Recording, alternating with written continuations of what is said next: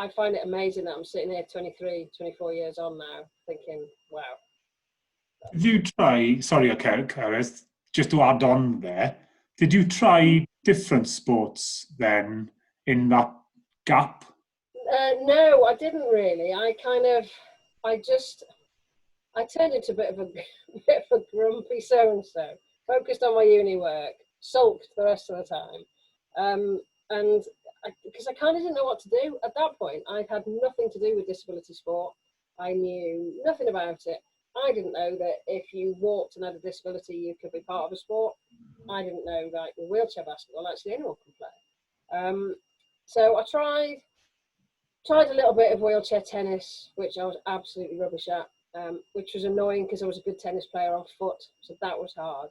And then I happened to meet a guy that played wheelchair basketball, and that was just it. And it's weird because I go back to university in October to do my masters, and I did a talk there like 2 years ago, I think, in a classroom overlooking the hockey pitch.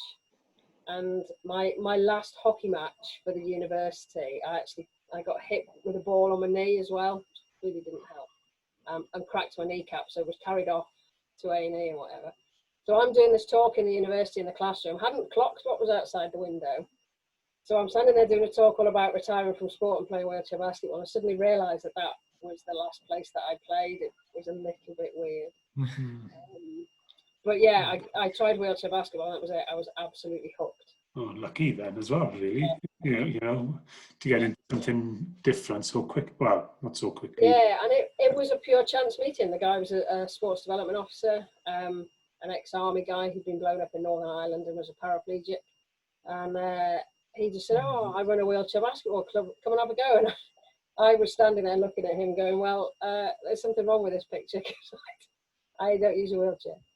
Yeah, it doesn't matter. Just come and play, and that's it. I can remember that first session, and I was rubbish, but I sweated lots, and I hurt, and I laughed, and that was. Ella. Hello, I'm really sorry. Sorry, it's fine, Ella. Nice for you to join us. Thank you. Good. Ellen, dati question?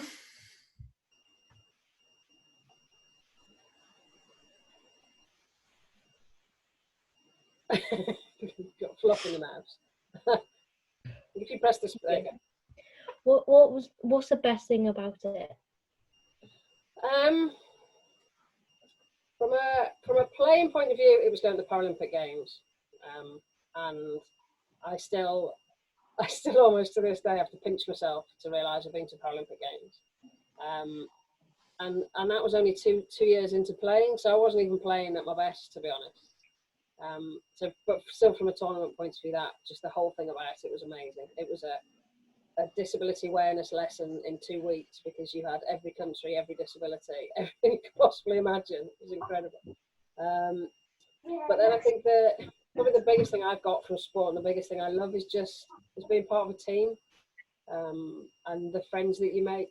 I've got friends all over the world now who play for all sorts of different teams that I know I can jump on the internet and chat away to like we've never been apart. So yeah, I think it's definitely that team thing, and knowing you've got that group of people around you with a common interest, I think is the big thing for me. Oh, brilliant! Yeah.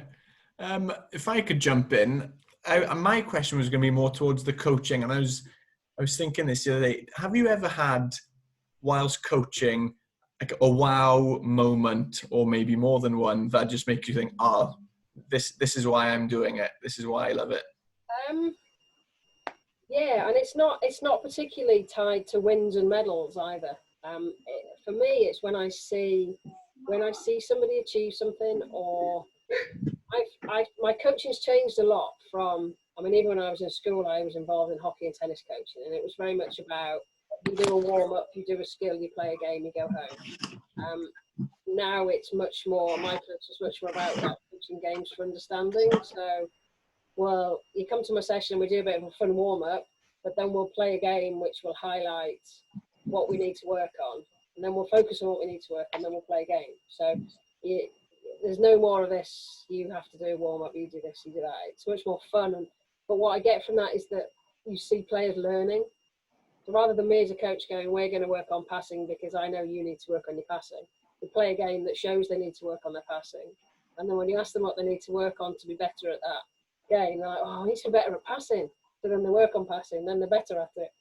And that, because you can just stand back and watch it, that's amazing. And just, I think, when you can see that you can make a difference to people, it's not just about wins and medals for me, it's about giving people an opportunity. When you see people come along who've maybe never taken part in sports, they've got a disability, and you've given them a chance to do something, and they're like, oh my God, I've done this, I love it.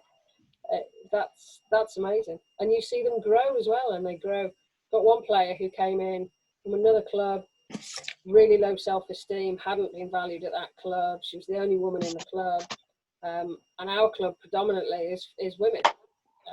We've completely swung the balance, but she's valued for everything she brings.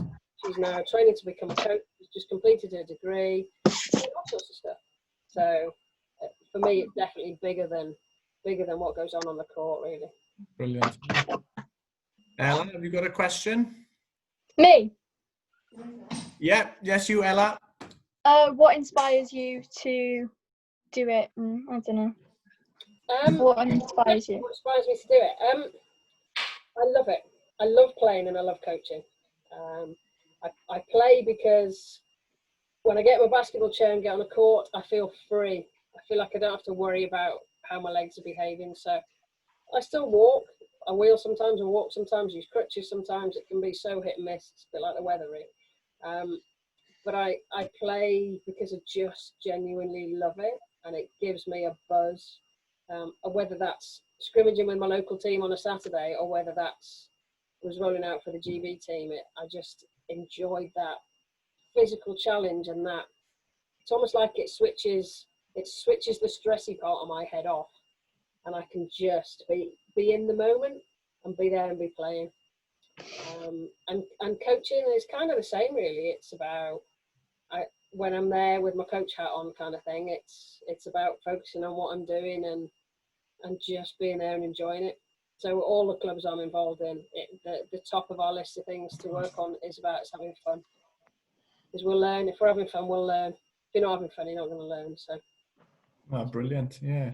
I know one of the big things, Caris and Ella have both helped us out through when we used to do our summer camps and half-term camps, and we have a lot of younger children. And one of the emphasis is that we try to focus on is making sure everyone's included and like you said, having fun. So that's really important, and we try to instill. I think we're all different, aren't we? And as I get older, I learn more about myself. I just had a diagnosis of autism at 48, and I've gone, oh, okay, oh, that makes sense. But I'm a massive and you know what? It doesn't matter. So I can sit here as a Paralympian, a European medalist, run my own business, a coach all over the place, but I've got a disability and I'm autistic and I have problems with my mental health. But I think people have this perception that if you're up here at your sport, then everything's all tickety-boo behind the scenes, and it's not necessarily. And I think if you can be flexible when you're coaching and working with other people, and go, okay, well, maybe that's not the behaviour I expected, but what can I change to help them achieve and do stuff, rather than going, well, you've all got to do it like this or do it like that. It doesn't matter. We've got some kids that come from one of the schools in Chester who, when I get them in chairs, they're quite happy just going round and round the sports hall, but they're loving it and they're having fun. And then we introduce little bits of other things, but if they're having fun at the start, they're more receptive to take those other things on. Great summer scheme sounds fun. Yeah, we would have been in it now, and I'm sure I would have had these 3 girls helping us out, but yeah, never mind. We'll plan for next summer, girls. What's the biggest thing you get from helping run sessions like that, then?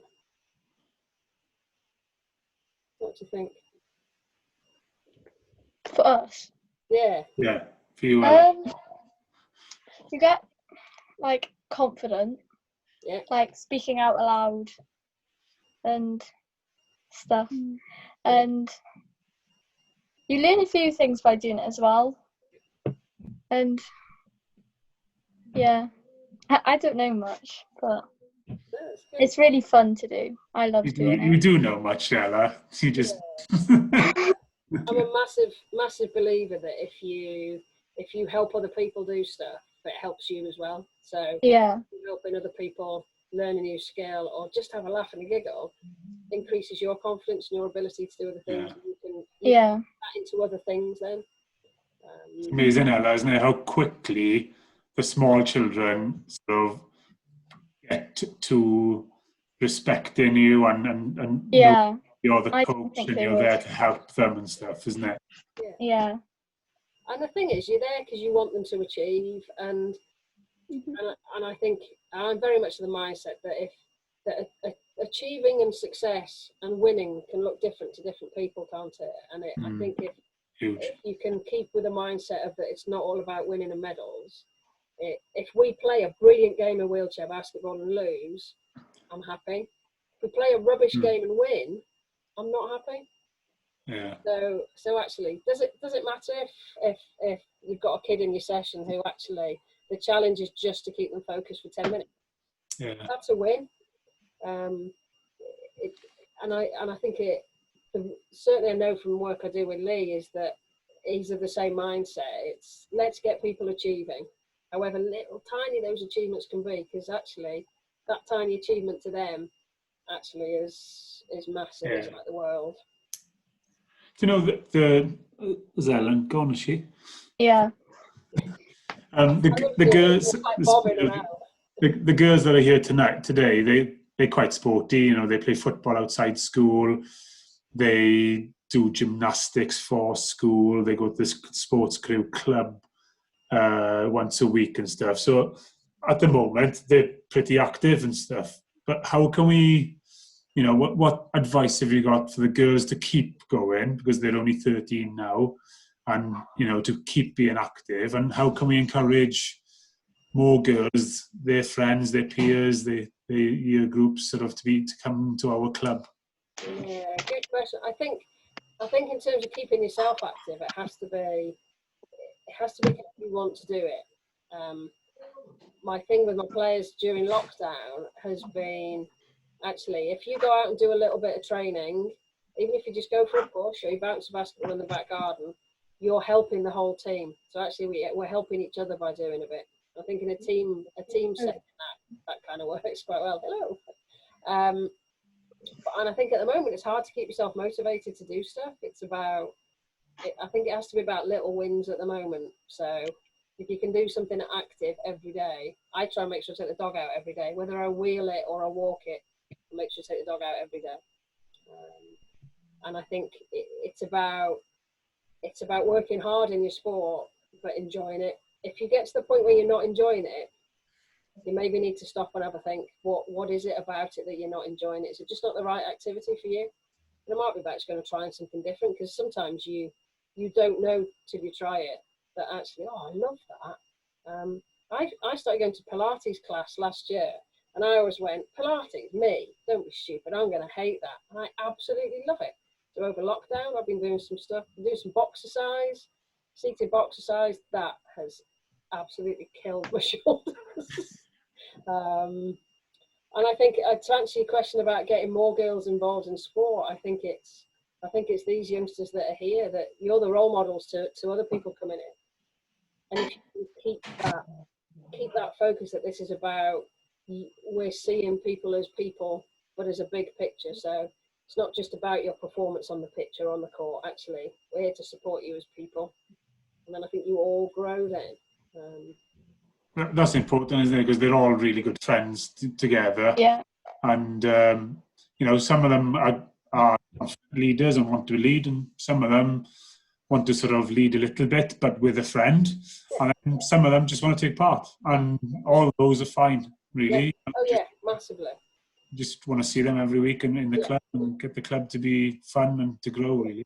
Yeah, and I think it's having that courage to go, do you know what, we'll try something different today, or we'll do our basketball session completely differently than we did it last week, and And actually, some of the sessions I run with some of the GB players sometimes, the thing they enjoy most are the little drills that actually most coaches would think are just for the kids. But if you get, they like coaching cones. So we play cones and domes. So you put some upside down, some the right way around. I've got GB players who love doing that because it's something different. It's fun. They're having a laugh.